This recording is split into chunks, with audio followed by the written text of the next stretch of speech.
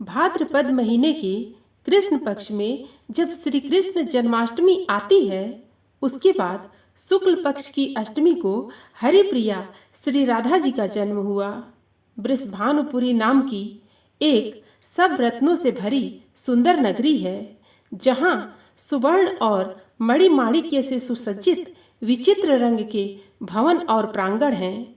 नाना प्रकार की ध्वजा पताका आदि से विचित्र दिखने वाली चित्रों से सुशोभित वह नगरी अणिमा, महिमा आदि 8 प्रकार की सिद्धियों के द्वारा प्राप्त होने वाले सुख और ऐश्वर्य से परिपूर्ण तथा परम मनोहर है। वह चिदानंद स्वरूप तथा चिदानंद प्रदान करने वाली है। उस नगरी में आनंद केली करने वाली नारियां सदा निवास करती हैं।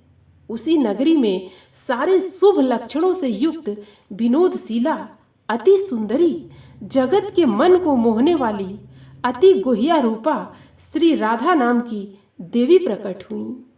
हे मुनिवर, उनका स्वरूप अति गुह्या है।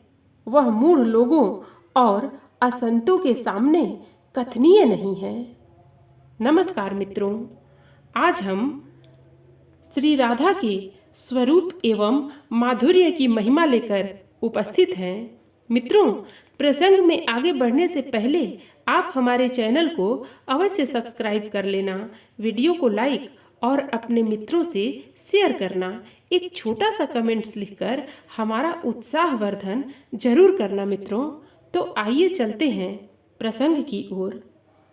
नारद जी बोले, हे महाभाग, मैं आपका दास हूँ।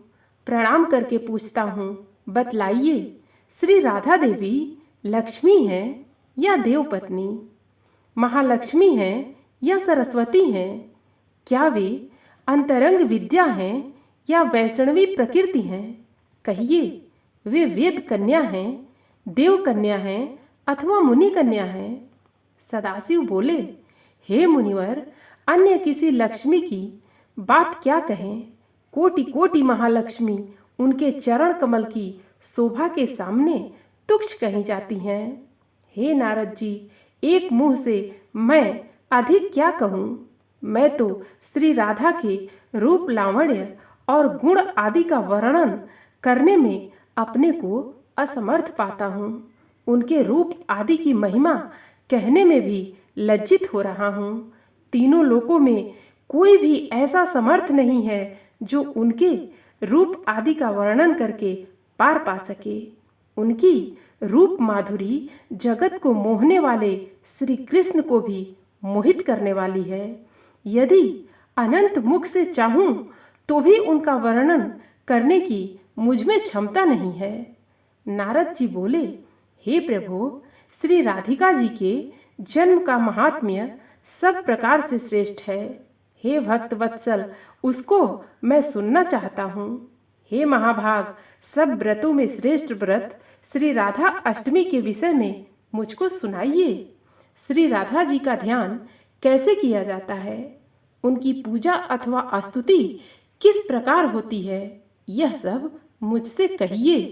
हे सदाशिव, उनकी चर्या, पूजा विधान तथा अर्चन विशेष सब कुछ मैं सुनना चाहता हूँ। आप बतलाने की कृपा करें। शिव जी बोले, वृषभानुपुरी के राजा वृषभानु महान उदार थे। वे महान कुल में उत्पन्न तथा सब शास्त्रों के ज्ञाता थे। अणिमा, महिमा आदि 8 प्रकार की सिद्धियों से युक्त श्रीमान, धनी और उदार चेता थे। संयमी, कुलीन, सद्विचार से युक्त तथा श्री कृष्ण के आराधक थे। उनकी भार्या श्रीमती श्री कीर्तिदा थीं।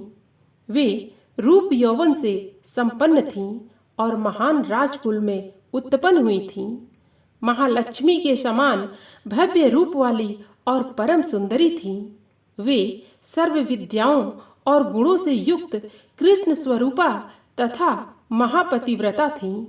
उनके ही गर्भ में शुभदा भाद्रपद की शुक्ल अष्टमी को मध्याह्न काल में श्री वृंदावनेश्वरी श्री राधिका जी प्रकट हुईं।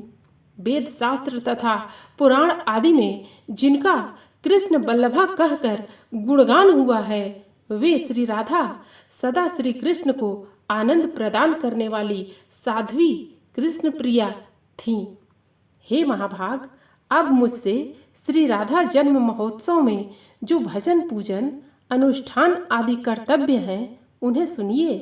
सदा श्री राधा जन्माष्टमी के दिन व्रत रखकर उनकी पूजा करनी चाहिए। श्री राधा कृष्ण के मंदिर में ध्वजा, पुष्पमाल्य, वस्त्र, पताका, तोरण आदि नाना प्रकार के मंगल द्रव्यों के द्वारा यथाविधि पूजा करनी चाहिए। स्तुति पूर्वक सुवासित गंध, पुष्प, धूप आदि से सुगंधित करके उस मंदिर के बीच में 5 रंग के चूर्ण से मंडप बनाकर उसके भीतर षोडश दल के आकार का कमल यंत्र बनाएं। उस कमल के मध्य में दिव्य आसन पर श्री राधा कृष्ण की युगल मूर्ति पश्चिमाभिमुख स्थापित करके ध्यान, पाद्य, अर्घ्य आदि के द्वारा क्रम पूर्वक भली भांति उपासना करके भक्तों के साथ अपनी शक्ति के अनुसार पूजा की सामग्री लेकर भक्ति पूर्वक सदा संयतचित होकर उनकी पूजा करें। मित्रों, फिर मिलते हैं अगली प्रस्तुति के साथ। धन्यवाद।